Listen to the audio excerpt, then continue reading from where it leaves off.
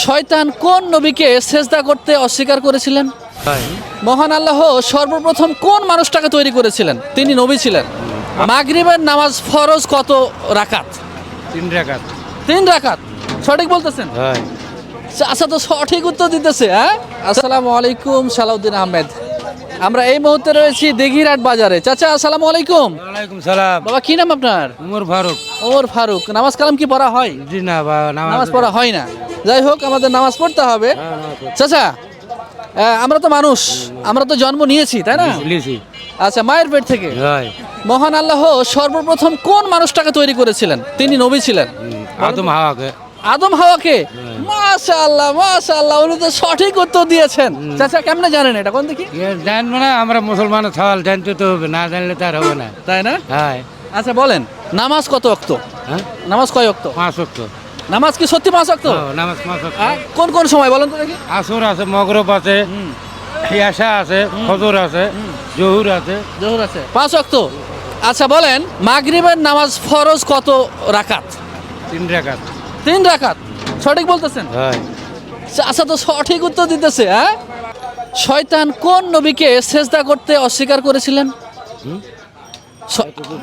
আল্লাহ বলেছিল শয়তানকে, শয়তান তুমি ওনাকে সেজদা করো, এই নবীকে সেজদা করো। উনি অস্বীকার করেছিলেন। কোন নবীকে? কতদূর আমার জানা নাই। জানা নাই না? আচ্ছা, নবী রাসূলের ঘটনা তো জানেন নাকি?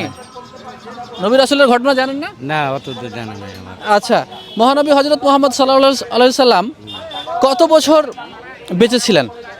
তাও সঠিক করতে পারি পারবেন না? আচ্ছা, আরো একটু ছোট করি আপনাকে তাহলে। সূরা ইখলাস বলতে পারবেন? না, সূরা ইখলাস, কুল হু আল্লাহু আহাদ, এটা বলতে পারবেন না? ওটাও পাবো না। ও আচ্ছা, সূরা নাস? না, আমি বলে নামাজ ও কোন সূরাই বলতে পারবেন না, না? জানি না।